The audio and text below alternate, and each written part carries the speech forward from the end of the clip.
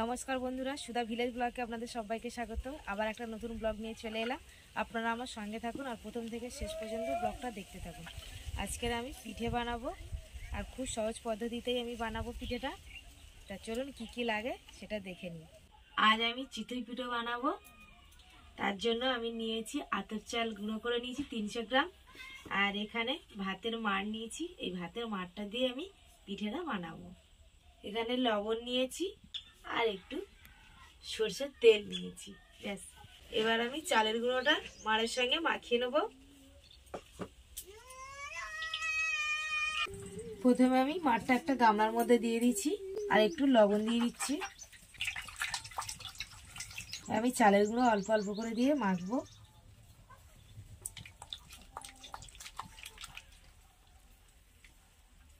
আমি চালের গুঁড়োটা কিন্তু শিলে ভালো করে গুঁড়ো করে নিয়েছি। আমি এখানে আতপ চালের গুঁড়ো ব্যবহার করেছি, আপনারা চাইলে সিদ্ধ চালের গুঁড়ো ব্যবহার করতে পারেন। আমার চিতই পিঠার ব্যাটারটা একদম তৈরি হয়ে গেছে। আর সরু চালের ব্যাটারের থেকে একটু ঘন করতে হয়। সরু চালের ব্যাটার তো পাতলা হয় আর এটা একটু মোটা হয়। আমি এখানে একটা খলাই নিয়েছি আর খোলাটা এই যে গরম করে নিয়েছি। আর এখানে একটু বাটিতে সর্ষের তেল নিয়েছি আর একটা কলা গাছের ডাঁটি নিয়েছি। এই ডাঁটি দিয়ে আমি এখানে একটু অল্প অল্প করে সর্ষের তেল দিয়ে দেবো।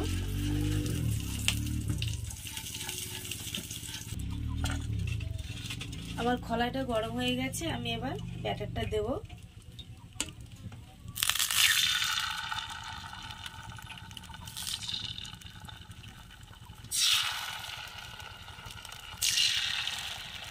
এবারে আমি একটা সরাই নিয়েছি, এটা ঢাকা দিয়ে দেবো।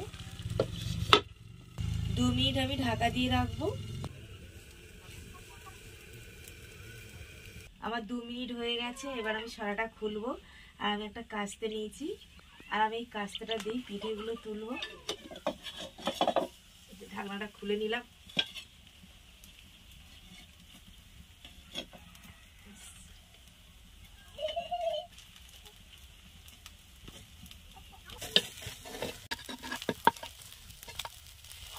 প্রথম পিঠে একটু তুলতে অসুবিধা হয়, কিন্তু করতে করতে ঠিক আবার ভালোভাবে উঠে যায়। দেখুন একটা একটা কত সুন্দর হয়েছে।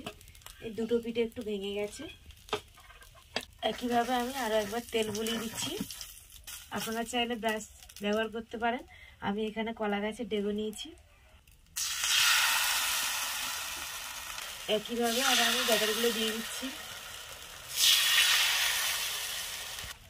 এই পিঠাটাই চিতই পিঠে, কিন্তু আমরা গ্রাম্য ভাষায় আজকে পিঠে বলি। আর এই ভাতের মাড়টা কিন্তু উষ্ণ গরম নিতে হবে। আপনারা চাইলে গরম জলও ব্যবহার করতে পারেন। আর এই ভাতের মাড়ের পিঠেটা খেতে খুব ভালো লাগে। আবার এগুলো তুলে নেব।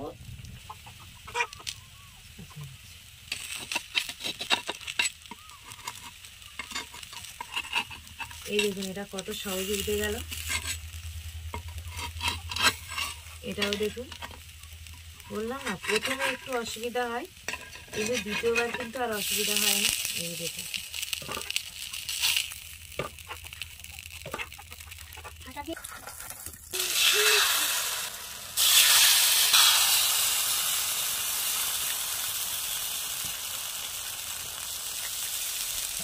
এইভাবে আমি সব পিঠেগুলো বানিয়ে নেব।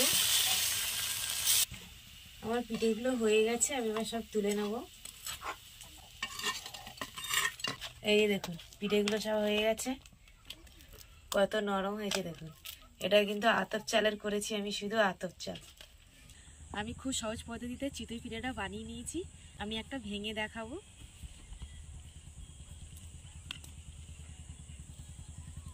দেখুন কতটা নরম আর কতটা সুন্দর হয়েছে দেখুন। আর এখানে আমি আমাদের গ্রামের খেজুরের গুড় নিয়েছি। এই গুড় দিয়ে কিন্তু বা মাংসের তরকারি দিয়ে কিন্তু খেতে খুব ভালো লাগে এই চিতই পিঠা।